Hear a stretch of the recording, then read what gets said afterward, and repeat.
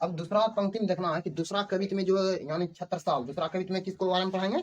छत्रसाल। यानी पहला पढ़ा दिए, जो नहीं देखा है वीडियो, दूसरा यानी पहला देख लेना तभी और अच्छी तरह से समझ में आएगा। अब छत्रसाल के बारे में बताएंगे, जिसमें कि ये किससे लिया है? छत्रसाल यानी दस्तक से लिया। छत्रसाल दस्तक छोड़ दिए हैं, छत्रसाल दस्तक से लिया। और छत्रसाल यानी दूसरा कवित्व के बारे में ये भूषण लिखते हैं कि हमारे छत्रसाल की जो तलवार है, उसकी तलवार में वो नोखी, वो प्रचंडता, वो तीक्ष्ण सूर्य की भांति की किरण की तरह, उसी के बारे में व्याख्या है कि वो दुश्मन पर किस तरह अटूट होते थे, यानी टूट पड़ते थे। पहला यानी दूसरा कवित्व में लिख रहा है कि निकसत म्यान मुयुखे परलय भानु कैसी। भानु मतलब होता है सूर्य, निकसत मतलब निकलना, म्यान मतलब समझते होगा तलवार जो रखता है, वो जो नहीं कहता निकसत म्यान, यानी जो फलिया होता है ना तलवार रखने वाला, उसी को कहा जाता है। कि जब यानी छत्रसाल की तलवार उसकी म्यान से बाहर निकलती थी, तो वही कहता है कि प्रलय भानु कैसी। भानु मतलब होता है सूर्य। जब सूर्य का प्रकाश यानी सूर्योदय होता है, तो जिस प्रकार अंधेरे को चीरते हुए रोशनी ला देती है, ठीक उसी प्रकार से हमारे छत्रपति छत्रसाल की तलवार हुई। जब उसकी छत्रसाल की तलवार उसकी म्यान से बाहर निकलती थी, तो अंधेरे को जिस प्रकार सूर्य का चिरता है, उसी प्रकार अपने दुश्मनों के जाल यानी गजेंद्र, जो हाथियों का झुंड है, उसको तीतर बीतर बिखरते हुए छत्रसाल की तलवार काटते हुए जाते थे। आगे लिख रहा कि निकसत म्याने म्यूखे, फिर से सुन लो एक बार, कि निकसत म्याने म्यूखे प्रलय भानु कैसी फारे तम। फारे मतलब वही एक तरफ अंधेरा का जोड़ करना, जिस प्रकार सूर्य का प्रकाश आता। फारे तम तुम व्यंजन की जाल को। जब छत्रसाल की तलवार उसकी म्यान से बाहर निकलते हैं, तो गजेंद्र यानी दुश्मनों का जो हाथियों का जो झुंड होता है, उसको तीतर भीतर यानी फाड़ते हुए काटते हुए आगे बढ़ते रहता है। बल्कि काटते हुए नहीं, आगे लिख रहा है लागती लबकी कंठ बैरिन की नागिन सी। और जब निकलते हैं तो लगता है कि दुश्मनों के गले में उस नागिन सांप की भांति लपेट गया है। और लपेटते हैं जिस प्रकार उसकी तलवार निकलते हैं और दुश्मनों के गर्दन पर इस प्रकार नागिन सांप की भांति लपेट जाते हैं, यानी रखते हैं, बल्कि रखते नहीं बल्कि उस नागिन जिस प्रकार लपेटते हैं, काट लेते हैं, ठीक उसी प्रकार से हमारे छत्रसाल की तलवार में वो तेज, वो किरण प्रकाश की लौ है कि जिस प्रकार जैसे दुश्मन के सिर यानी गर्दन पर तलवार रखते थे, उसको धड़ से अलग करते हुए एक मुंडक माला तैयार हो जाते थे।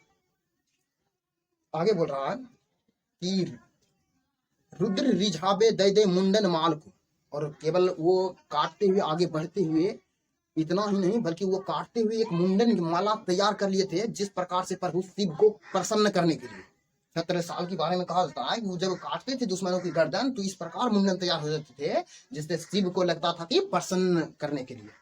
आगे लिख रहा है लाल क्षितिपाल, लाल क्षितिपाल छत्रसाल। छत्रसाल मतलब वही बोल रहा है कि लाल क्षितिपाल छत्रसाल महाबली, कहाँ लाओ बखान करूं, कहाँ ला बखान करूं, मतलब तेरी कितना गुणगान करूं, तेरी कितना क्या करूं, तो आप शक्तिशाली, आप महान है, ये कह रहे हैं भूषण कि आप कहाँ तक आपकी बखान करूं, हमारे पास कोई शब्द बचा नहीं। वही लिखा है लाल क्षितिपाल छत्रसाल महाबली, कहाँ लाओ बखान करूं तेरी करताल को। तो मैं इतना आप महान है, इतना आप शक्तिशाली हैं, आप हमारी पृथ्वी के राजा हैं, कि आपकी व्याख्या करने के लिए हमारे पास शब्द नहीं बचा। कौन कह रहे हैं? भूषण।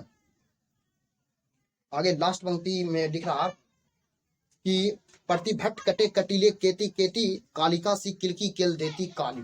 यानी बता रहा प्रतिभट कटी यानी कटेले काट काटी, यानी जब इसकी तलवार जब कालिका रणचंडी की भांति जब दुश्मनों को जिस प्रकार रणचंड यानी काली मां दुश्मनों को यानी राक्षसों को जिस प्रकार काटते हुए आगे बढ़ते हुए एक मुंडन तैयार कर लिए थे, ठीक उसी प्रकार से हमारे छत्रसाल की तलवार जब दुश्मनों पर अटूट होते थे यानी टूट पड़ते थे, तो ये भी उस रणचंडी की भांति काटते हुए यानी यानी काल काल को एक भोजन प्रदान करने के लिए वो मुंडन को तैयार कर देते थे। कौन?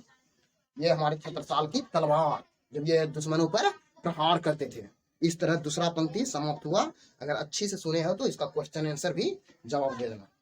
अब क्वेश्चन आंसर कह रहा है तुम डीप में लिखना, हम अभी खाली शॉर्ट में भेज देते हैं, क्वेश्चन समझा देते हैं, तुम अच्छा से डीप में लिख कर आना, जो गलत होगा फिर लिखा देंगे करके। आगे बढ़ रहा है शिवाजी की तुलना भूषण ने किन किन से की थी। क्वेश्चन है शिवाजी की तुलना भूषण ने किन किन से की थी। वही क्या था, पहले किया था इंद्र से किया था, परशुराम से किया था, राम भगवान से किया था, और समुद्र की आग से किया था, पवन से किया था, जिस प्रकार घटाओं और कोई इसी तरह तुम व्याख्या कर दे।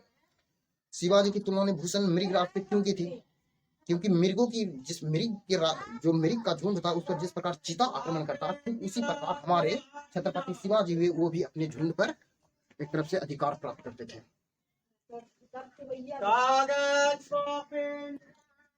अगला क्वेश्चन है कि छत्रसाल की तलवार कैसी, यानी छत्रसाल की तलवार बताना कि कैसी। छत्रसाल की तलवार उस सूर्य के प्रकाश की भांति थी, दिखने की भांति थी कि जिस प्रकार से सूर्य की प्रकाश अंधेरे को चीरते हैं, ठीक उसी प्रकार हमारे छत्रसाल की तलवार हो।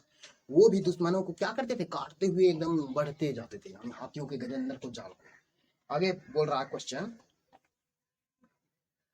कि इसका व्याख्या करने बोल रहा है, लागती लपकी कंठ बैरिन सी नागिन सी, रुद्र रिझावे दे दे मुंडन माल को।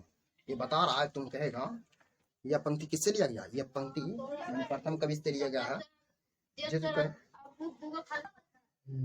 क्वेश्चन है कि लागती लपकी कंठ बैरिन सी नागिन सी, रुद्र रिझावे दे दे मुंडन माल की। यानी ये पहले तुम लिखेगा, इसका आंसर लिखने का कुछ इस टाइप होता है कि यह पंक्ति यानी कवि से लिया गया, यानी दूसरे कवि से लिया है, जिसमें जिसके लेखक भूषण है। भूषण कहना चाहते हैं अपने छत्रसाल के बारे में कि हमारे छत्रसाल की तलवार यानी लगती लापकी, यानी हमारे छत्रसाल की तलवार जब उसकी म्यान से बाहर आते थे, वो दुश्मनों के गलों में उस नागिन सांप की भांति लपेटते थे, और लपेटते नहीं बल्कि वो लपेटते ही उसकी धड़ से, सर को धड़ से अलग करते हुए आगे बढ़ते थे, और ऐसे काटते हुए एक मुंडन तैयार कर देते थे, और वह मुंडन लगता था शिव भगवान को रिझाने यानी मनाने के लिए छत्रसाल दुश्मनों की गर्दन को लाइन में लगा देते थे।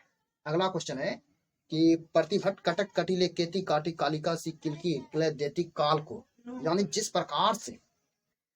प्रकार से काली माँ यानी रणचंडी की भांति, उसी को रणचंडी कहा गया है, रणचंडी बनकर वो राक्षसों को जब काटने लगे थे, काटते हुए एक मतलब मुंडन का माला बना लिए थे, और काटते हुए मुंडन की माला बना लेते, ठीक उसी प्रकार से हमारे छत्रसाल की तलवार हुए, जब ये भी उसी की भांति काटने लगे थे दुश्मनों को यानी शत्रुओं को, तो शत्रु भी में हाहाकार मच गए थे, और वो भी एक मुंडन तैयार कर लिए थे। इस तरह मतलब कवि का था, जिस प्रकार क्वेश्चन आंसर कंप्लीट हो गया। भूषण आप बोल रहा क्वेश्चन, भूषण रीतिकाल के किस धारा के कवि थे, और कवियों के कैसे कवि थे। तुम बोलेगा भूषण रीतिकाल के एकदम रीतिबद्ध कवि हुए, वो रीतिकाल के वीर कवि हुए। उस समय एक श्रृंगार रस चलता था, लेकिन वह सबसे अलग रूप में क्या था, वो वीर रस का बखान कर दिया, इसलिए सभी कवियों में से सब अलग हैं। इस तरह कंप्लीट हो गया।